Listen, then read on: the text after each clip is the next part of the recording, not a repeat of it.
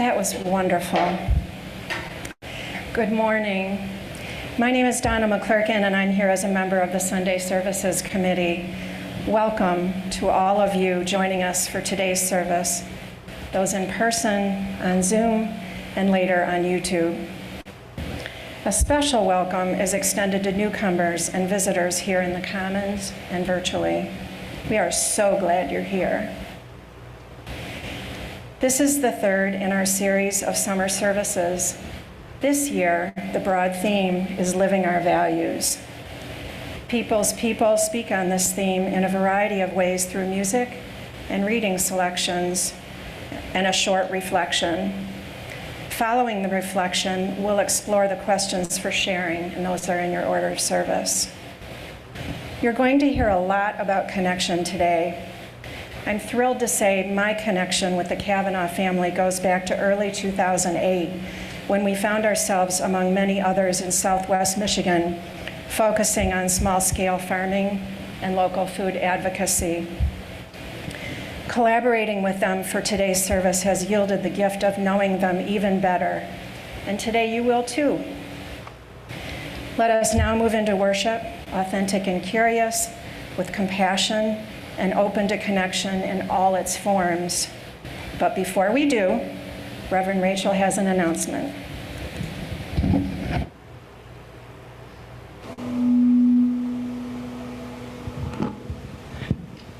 Good morning, everyone. As Donna said, I'm Reverend Rachel. I'm the minister here, and I just wanted to share an update with you all from the Unitarian Universalist Association General Assembly. So every year, delegates from the 1,100 or so Unitarian Universalist congregations gather. This year it was virtual, to do the business of our collective work together. So the important business items discussed and worked on this year included a revision to a portion of the UUA bylaws and some other resolutions. So the portion of the UUA bylaws, which includes the 7 principles, excerpts of which are up there on our wall, was revised. And so it is very different now and includes a list of 6 values, which are justice, equity, transformation, pluralism, interdependence, and generosity. This doesn't mean that we have to strip those banners off and burn them. If the 7 principles are important to you, this does not take them away, but it does shape how our congregation is in relationship with the other congregations. So that's what the bylaws are about. So we'll be learning more about that in the months and years ahead and reflecting on those values. We also passed a business resolution that describes caring for and supporting transgender, non-binary, and intersex folks as a fundamental expression of our faith, which is as close to an article of faith as we can get in a short timeline as an association, which is really exciting because this means, we hope, a stronger legal foundation for people in states that are trying to criminalize trans health care, changing your gender on your legal documents, all of those. I don't need to list all of the things. You pay attention to the news. It's really awful in some places.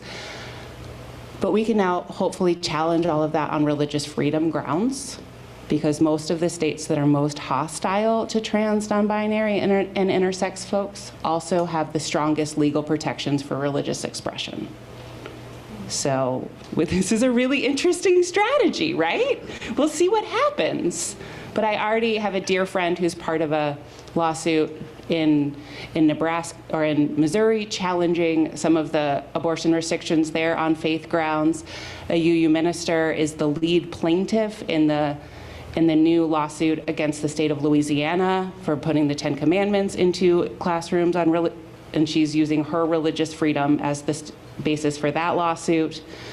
So we're working with the strategies we have in this world, and it will be interesting to see how all of this shakes out.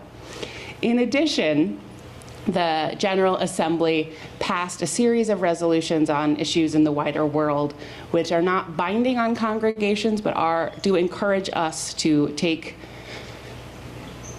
action as we are able. And those included statements about centering love in the ongoing COVID pandemic and paying attention to and caring for the most vulnerable among us. Support and solidarity with Palestinian folks, calling for the release of the October 7th hostages, and continuing our work to prevent climate change. So all of this we will be learning more about in the months ahead. I put something in the newsletter, and including links to where you can learn more about all of this. But it is an exciting time to be a Unitarian Universalist and to be trying to take a public voice in support of our values, even as we redefine exactly how we articulate them. So I'm glad you're here. I'll be here if you want to talk more about this stuff, but let us continue. Oh.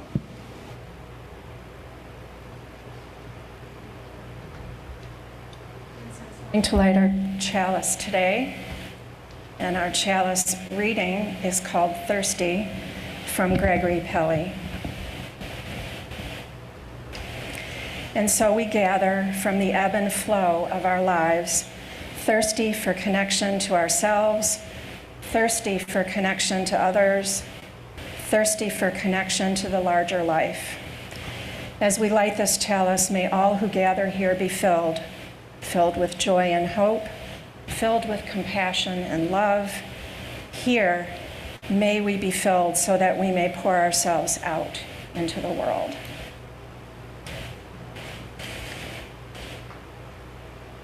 We additionally, on our Zoom congregation, have chalices lit in West South Street, Paw Paw, Westwood, Munson Lake near Grand Junction, Parkview Hills. You could join us. Thank you.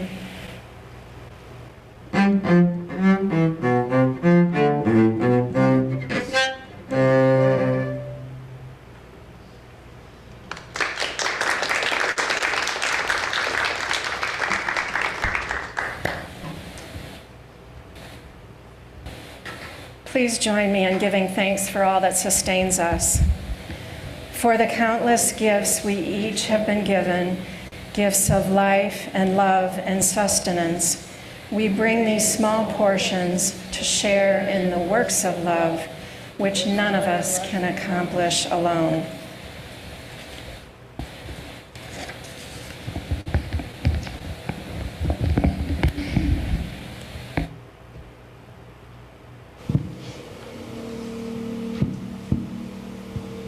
Mindfulness is the energy of being aware and awake to the present.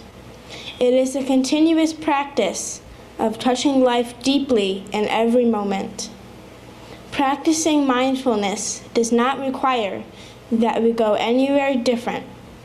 We can practice mindfulness in our room or on our way from one place to another. We can do very much the same things we always do: walking, sitting, working, eating, talking, except we do them with an awareness of what we are doing. Imagine you are standing with a group of people contemplating a beautiful sunrise. But while others drink in the view, you struggle. You're preoccupied with your projects and worries. You think about the future and the past. You're not really present to appreciate the experience. So rather than enjoy the sunrise, you let the richness of the moment slip by. Suppose instead you took a different approach. What if, as your mind wanders, you direct your focus to your in-breath and out-breath?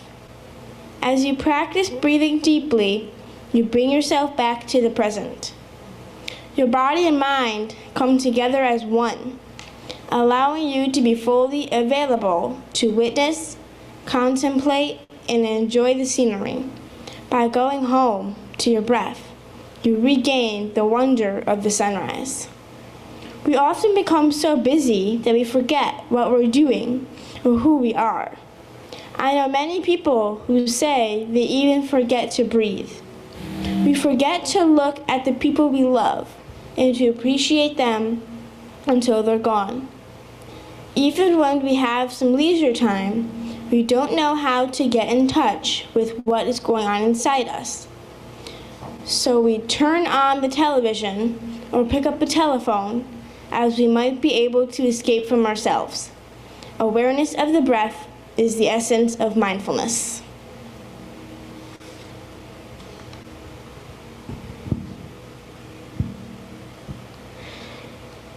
Whether you feel connected to the world or adrift in it, you can't help but be tangled up with other people and the environment.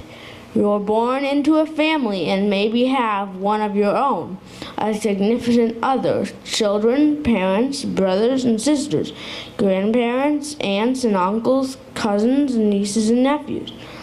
People you have connected to whether you like it or not.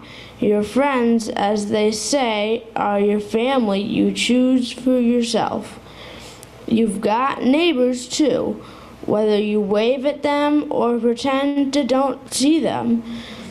People who live around you or who you run into regularly at the post office, the grocery store, the gym, online. Then there are your colleagues, the people you work with directly and the people you know indirectly through work. You're somehow tied to strangers too by virtue of your shared humanity. Those unknown people on the bus or on the other side of the world. Past all those relationships, you're then related to your physical environment, to wind and water, sun and rain, in urban or rural settings, because wherever you are, you exist in physical space, shaping it and being shaped by it.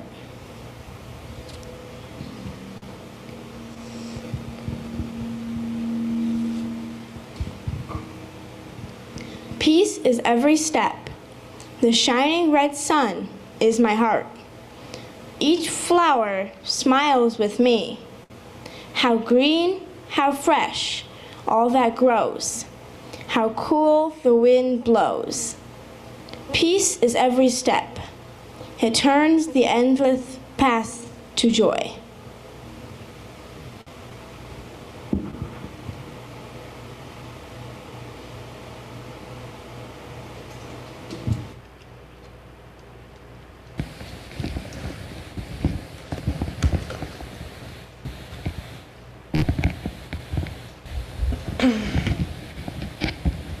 What values do we live by? We realized that while this question is so short on paper, its answer is deeper and harder to grasp than we anticipated. We had to make some space and decided to go for a long bike ride from our farm to a coffee shop in Paw Paw for a chat and a brainstorm session for our ideas, because how would we know how to live our values if we didn't first figure out what they were? So we listed all the things that matter to us. Living together as a larger family on a farm, growing a small part of our own food in a garden, teaching our children how to grow their own food, watching seeds growing, homeschooling, making time to travel. I work on a tree service and help people get trees off their houses after storms. And I also make yogurt in an artisan way to sell at the local health food stores. These are all things we do. The values we discovered are what lie beyond and underneath what we do. I think one of the values that we most live by is connection. We make space for connections to happen within our own family, with friends, and even strangers. And with nature, and with soil, with the water, we take our time to really interact and connect. Well, we try to take our time anyway, right, sometimes. But we try to take time to really interact and connect with ourselves, the earth around us, people here, people in the corner that we're standing in. Without this space, life feels lonely to me, and I want our children to have the opportunity to really connect. So we value connection. It is easy to be rushed away in the river of doing so much so that the feeling of connection can be lost.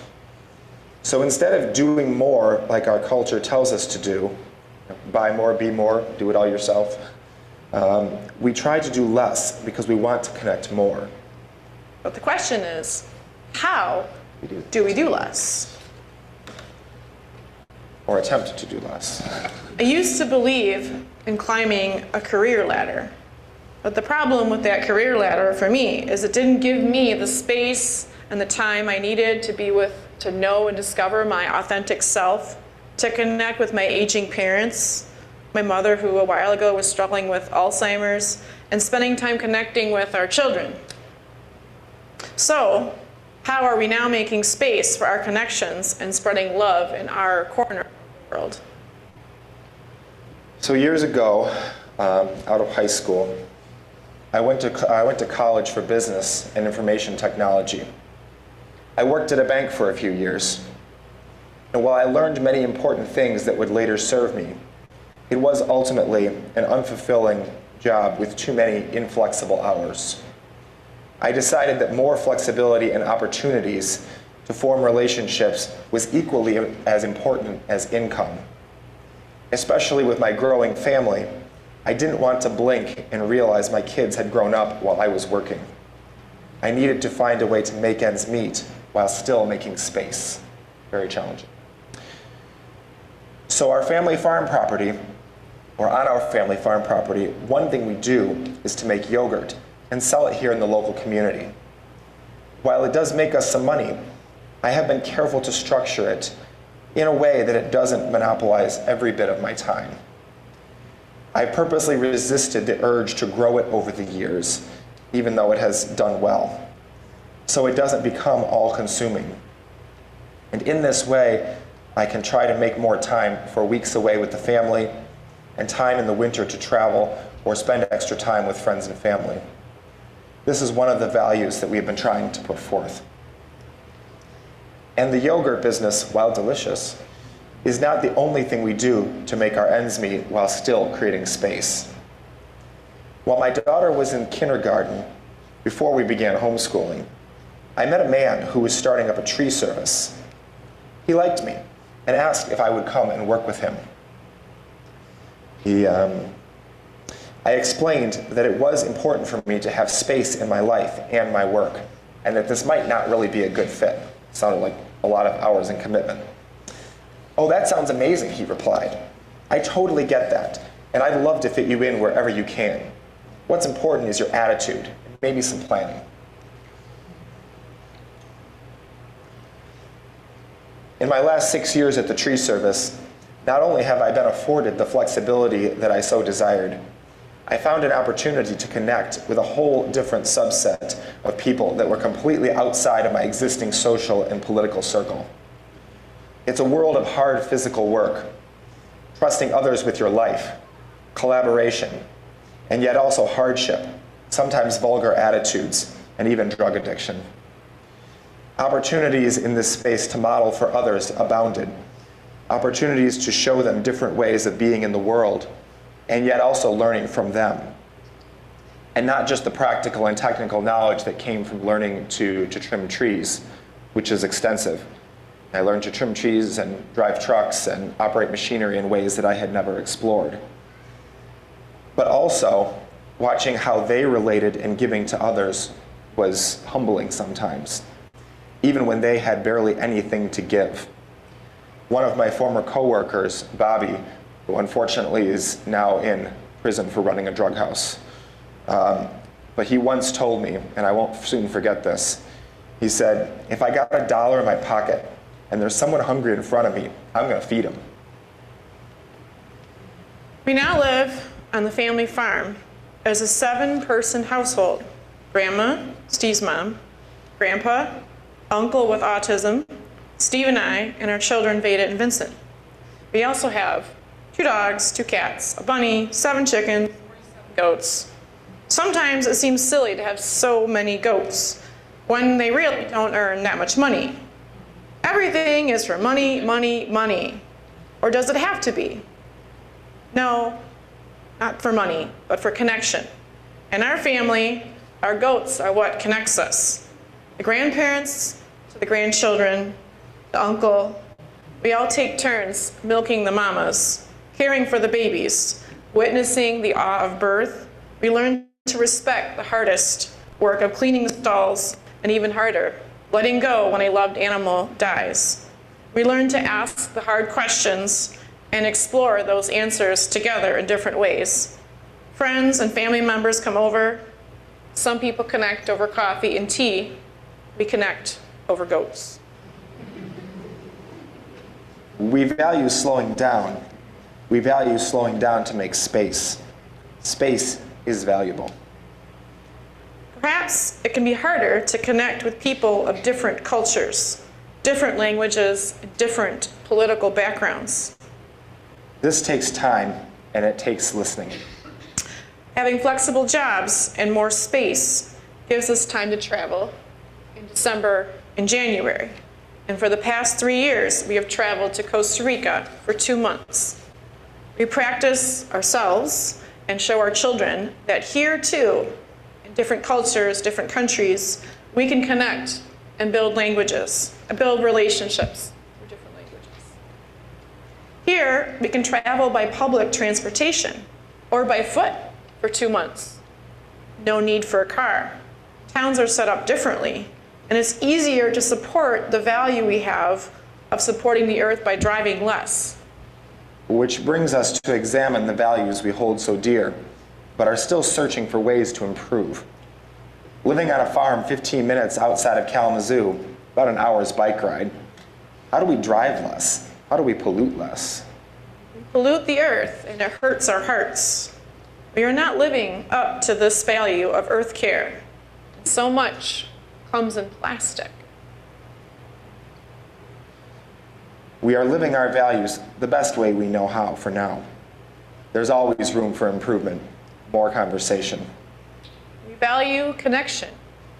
We value the idea of spreading love in whatever corner that you are standing in. We value slowing down and making space to be present and notice the beauty of the earth and all its creatures. So how do you all live your values? We look forward to connecting with you and learning from you, as there are so many different ways to be in the world and to live out the values that we hold.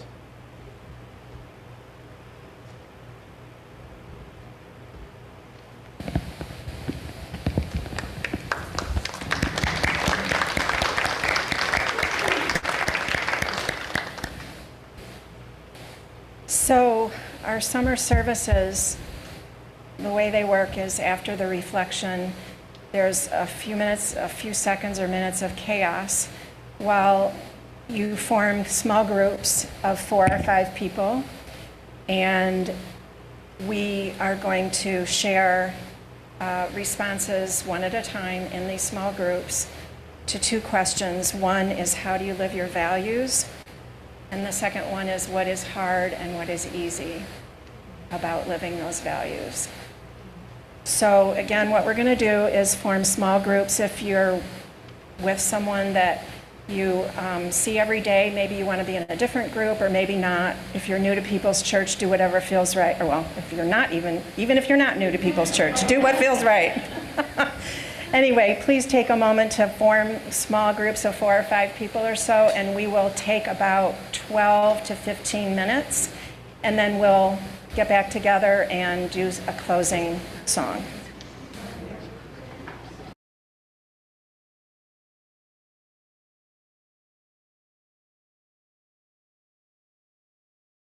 No, not not one thing at all. I'm a street fighter, I'm a prayer for peace. I'm a holy roller, I'm a honeybee. I am the truth, I am a lie. I am the ground, I am the sky. I am the silence, I am the call. Never one thing, no, not one thing at all. I'm the underbelly, I am the claw. Never one thing, no, not one thing at all. I'm a street fighter, I'm a prayer for peace. I'm a holy roller, I'm a honeybee. I am hope, I am defeat. I am broken, I am complete. I am the grace, I am the fall. Never one thing, no, not one thing at all. I'm the underbelly, I am the claw. Never one thing, no, not one thing at all. I'm a street fighter, I'm a prayer for peace. I'm a holy roller, I'm a honeybee.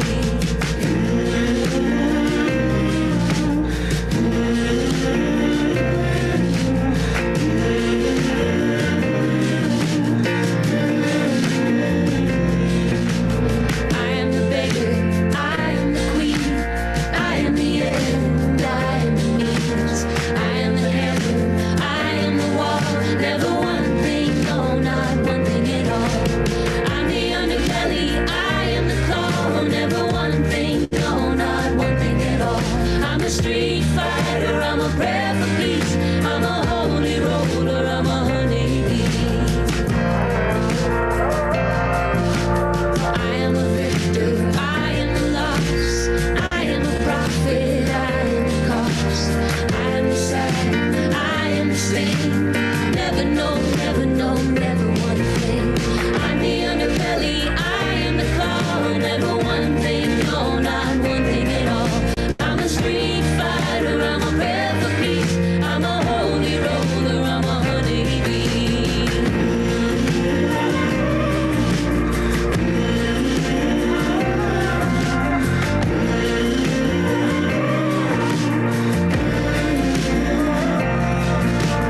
I am a mother, I am the child.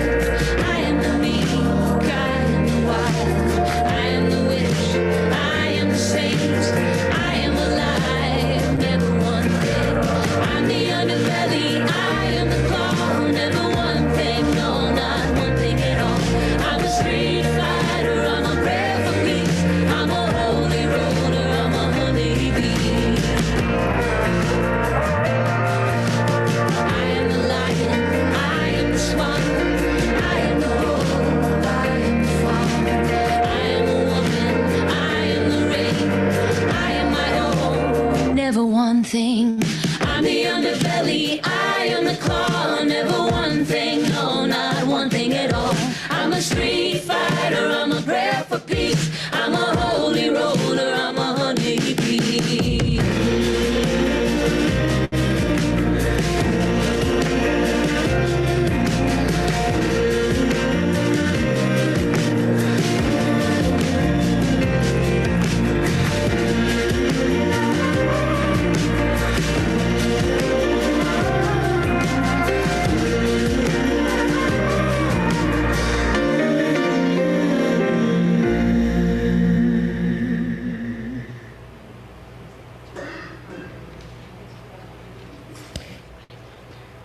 So we're going to continue our theme of connections today. Oops. Or we might dance. We could dance. That would be connecting. So we're going to continue our theme of connecting by connecting over food. And I'm really sorry that the Zoom people can't participate in this because it's going to be wonderful. This is all local food. Even though we've been talking about goats, and there's a goat-themed, there's goats right there, right there, and there are goats on the table out there, not real goats, but goats on fabric. The milk, the yogurt that you're about to try from Mattawan Artisan Creamery is from cows.